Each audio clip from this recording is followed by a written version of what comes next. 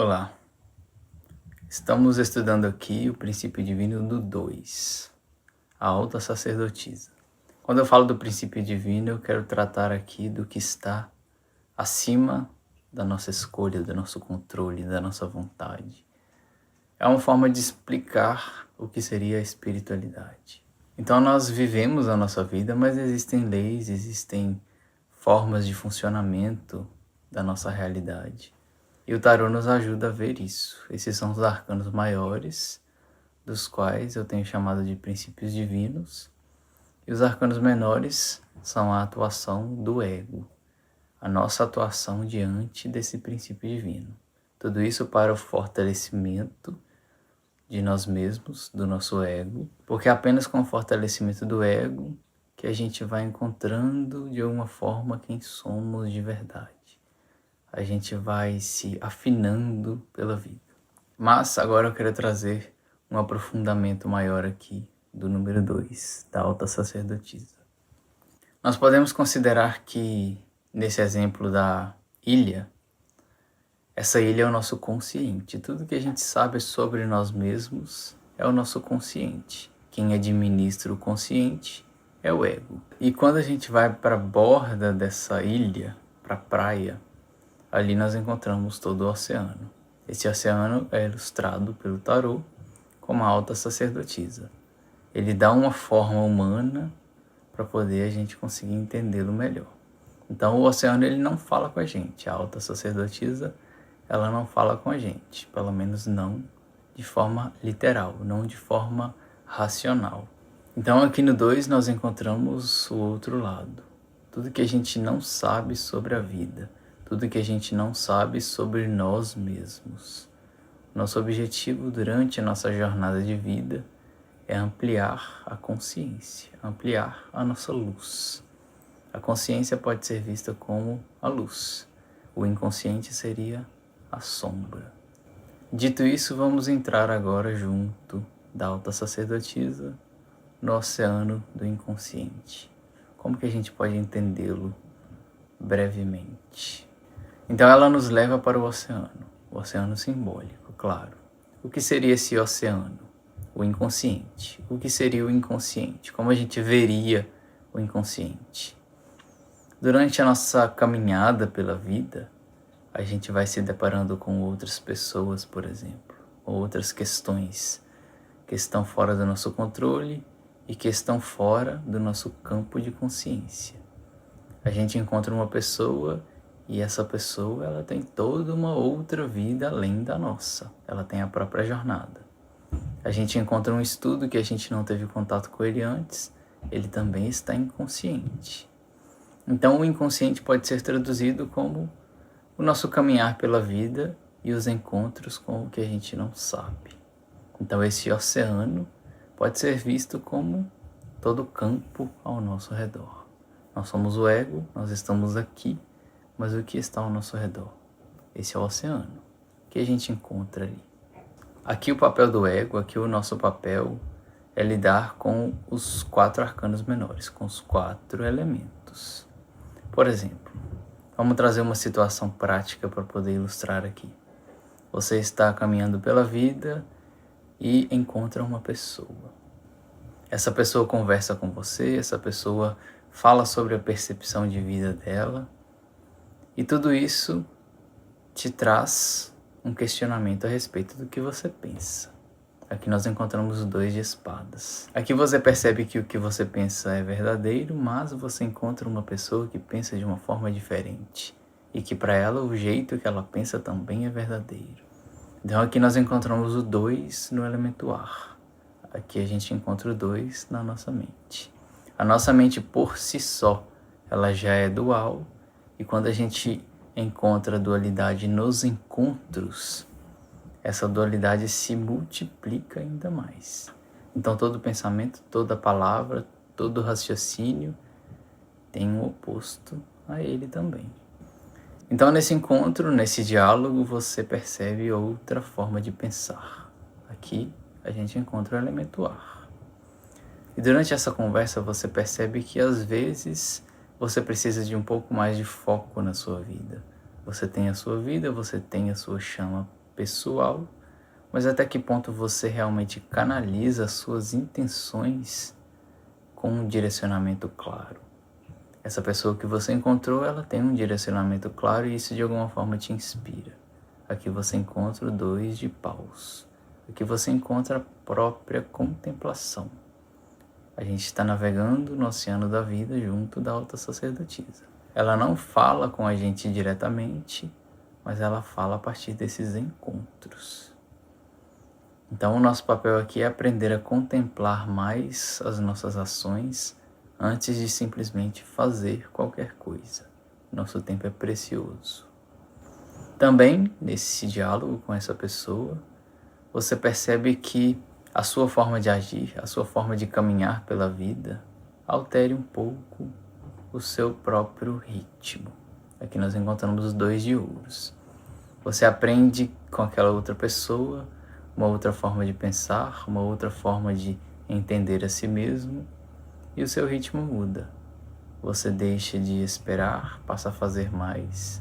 Se você faz muito, você deixa de fazer tanto, mas você entende que apenas fazendo que o outro lado se revela. Se você se isola, você não conhece mais da vida. Se você se isola, você não fortalece o ego. Se o ego não é fortalecido, ele não caminha em direção ao self. E esse encontro por si só, ele já representa um espelhamento. Essa outra pessoa tem uma vida, tem a própria jornada, mas ela também te afeta de alguma forma. Aqui nós encontramos o 2 de copas. Então a alta sacerdotisa está se comunicando com a gente a partir desse encontro, a partir da reflexão das nossas ações, a partir da nossa forma de pensar, que pode ser relativizada, a partir da nossa verdade, que pode ser revista o tempo todo, a partir daquilo que a gente observa que está construindo ou deixando de construir na nossa jornada. Então o encontro com essa pessoa acaba, você retorna para si mesmo, você volta para o 1 e você continua criando a si mesmo a partir de um novo ponto de vista, a partir de uma ampliação maior do ego, a partir de uma ampliação maior de você mesmo. Então a ideia aqui não é trazer um necessário progresso a partir dos números. Todos eles acontecem o tempo todo. O 0 sempre estará presente. A criança divina sempre estará presente, nos lembrando da proteção de si mesmo. O 1 sempre estará presente, nos lembrando da criação de si mesmo. Se você não cria, se você não faz por você, ninguém vai fazer. Você vai observar outras pessoas construindo a si mesmos e você não necessariamente vai fazer. Esse é o papel do 1. Esse é o papel do ego consigo mesmo. Mas esse fortalecimento, ele vai acontecendo à medida que o ego encontra com o outro. A outra forma de pensar, a outra forma de agir, outra forma de ser, outra forma de compreender a vida. Isso tudo traz a relativização de que nada é absoluto. A gente reflete, a gente aprende, a gente amplia a consciência a partir desses encontros. Então aqui a alta sacerdotisa, ela opera em conjunto com a alma. Ela é uma face da alma, nós podemos dizer. Ela nos traz os encontros. A alma organiza os encontros na nossa vida. Por que você acha que trabalha com quem trabalha? Por que você acha que se relaciona com quem se relaciona? Nada é por acaso. Porém, a gente tende a achar que é tudo acaso, que é tudo passageiro, que nada está por trás. Mas a alta sacerdotisa está se comunicando com a gente nesses encontros o tempo todo. A gente precisa aprender a desenvolver uma linguagem simbólica da vida. Então a pessoa te afeta de alguma forma e esse afeto, por mais que venha da outra pessoa, ele está afetando a você. Por quê? Seja um afeto bom ou ruim. A pessoa te causa admiração, te causa alegria. O que essa pessoa causa em você? A pessoa também pode te causar antipatia, pode te causar raiva. Isso tudo fala sobre você. Fala sobre ela também, mas se afetou a você, você precisa pegar a parte que lhe cabe e aprender com ela. Esse é o trabalho do ego.